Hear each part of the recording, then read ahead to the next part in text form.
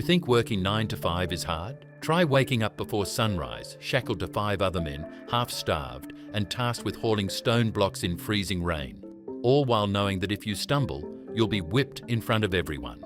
That wasn't rare. That was normal for a Roman slave. Forget what Hollywood shows you. This isn't about glamorous villas, seductive wine baths, or clever servants scheming in the background. This is about the millions of human beings owned like property, traded like livestock, and erased from memory the second they died. Slavery wasn't a bug in the Roman system, it was the engine. Ancient Rome's glory, its monuments, roads, aqueducts, and even literature were all built on the backs of men, women, and children who didn't even own their own bodies. So why don't we talk about them? Why are Roman generals and emperors praised for their achievements, when those achievements were soaked in the blood of slaves? Because this part of history is uncomfortable. It's raw, it's cruel, and it's something we need to confront head on. Reason number 1, born into chains. Some were captured in war, others were born into it. From the moment a child opened their eyes, they were already property, branded, catalogued, and traded like livestock. There was no birthday, no identity, only a price tag. Roman law recognized a child born to an enslaved mother as property of the master, meaning entire generations lived and died in chains without ever seeing freedom. Their first steps weren't toward toys or dreams, but toward a lifetime of labor, silence, and submission.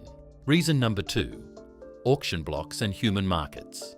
In the heart of Rome, slaves were paraded naked, poked and inspected by strangers looking for the strongest backs or the most obedient eyes. Children, women, even entire families sold off without a name.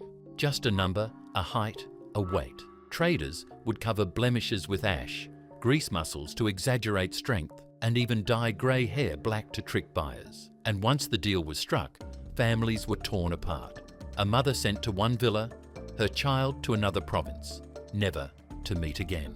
Reason number 3, the master's word. Was law, if a slave spilled wine, they could be whipped. If they talked back, they might be crucified. The law said a master could kill his slave without consequence, and many did. A wealthy Roman named Vettius Pollio once threw a slave into a pool of lampreys for breaking a goblet, not because he had to, but because he could. Fear wasn't just a consequence in Rome, it was a tool, a weapon, a way to crush resistance before it started. Reason number 4, the house slave's double-edged sword. Working inside a Roman villa might seem like luxury, but being close to the master meant constant scrutiny. One mistake could lead to punishment in front of the entire household. Sometimes the arena. They were expected to be invisible until needed, anticipating every command without making a sound. Even a glance held too long could be considered insolence, and that could cost you fingers, eyes, or worse. Reason number 5, the nightmare of field slaves.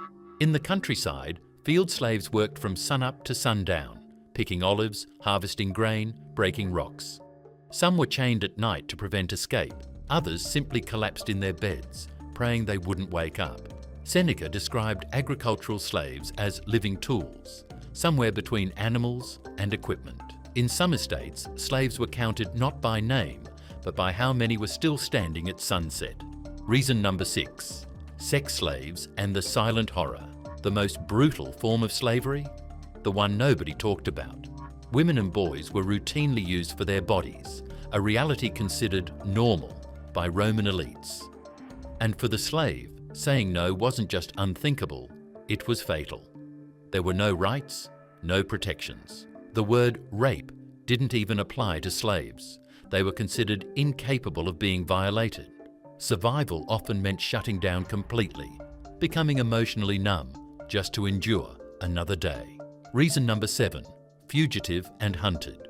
Running away wasn't rebellion, it was suicide. Rome had a vast system of slave catchers, informants, and bounty hunters. If caught, a runaway might be branded on the forehead, mutilated, or nailed to a cross, if they were lucky. Some fugitives cut off their own shackled limbs to escape, only to die from infection or exhaustion days later. Runaway slaves were listed on public notices like lost dogs, except no one wanted to rescue them, only return them to pain. Reason number 8. Punishment as theatre.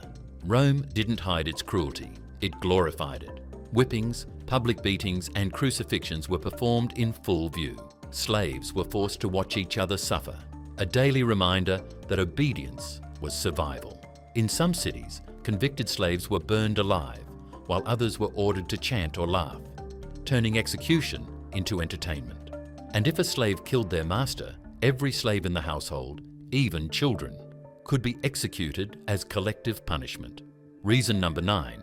Slaves of the state. Some slaves worked in state-run mines or construction projects. Conditions were so brutal, the average lifespan was less than 6 months. Being sent to the mines was considered a death sentence, slow, filthy, and filled with disease. They worked in near darkness, breathing in poisonous dust and hauling ore until their bodies collapsed. Survivors returned disfigured, blind, or half dead, if they returned at all. Reason number 10. The false hope of freedom. Yes, some slaves were freed, but not because their masters were kind. Manumission was a tool, a way to control loyalty or profit from obedience. And even the freedmen were never truly free. They owed lifelong debts to their former owners. A freed slave could be called back into service at any time, or punished for ingratitude if they failed to honour their patron. Their social status was still marked. They could vote, but not hold office, marry, but not rise. They lived in a shadow world between liberty and servitude. Reason number 11, the revolt. They don't teach in school. You've heard of Spartacus, but what you probably don't know is that his rebellion terrified Rome so much they crucified over 6,000 slaves in a single day, lining the Appian Way with bodies. That wasn't just a punishment, it was a message. The crucified corpses were left to rot for weeks, a warning nailed into the very heart of the empire. Even Rome's own citizens began to question whether the system had gone too far, but fear drowned out morality. Reason number 12. No family, no future. Slaves couldn't legally marry. Their children could be taken at any time. Love was dangerous. Attachment was a weakness. And watching your child sold off was a heartbreak most never recovered from. Families were separated so often that the Latin phrase, like a slave's son, came to mean someone who didn't know their father. Even newborns were assigned a monetary value, a number on a wax tablet before they'd taken their first step. Reason number 13, broken in body. The physical toll was devastating. Dislocated joints, mangled feet, scars from whips and chains. Archaeologists have found slave skeletons showing brutal injuries, healed crooked from years of forced labour. One excavation in Pompeii revealed shackled skeletons with shattered collarbones, evidence of relentless beatings. Some were so malnourished their bones never fully developed, their bodies locked in permanent states of adolescence. Reason number 14, broken in spirit. But worse than the body was the mind. Generations born in slavery came to believe they deserved it, a poison that seeped into identity, culture, and legacy. They were taught to see obedience as virtue and suffering as natural. And when someone tried to resist, other slaves were often forced to participate in their punishment, making them complicit in their own oppression. Reason number 15, the truth Rome. Tried to hide, Rome built its roads, monuments, and empire on the backs of slaves. And while emperors took the credit, it was the broken hands and bleeding backs of the forgotten that held it all up.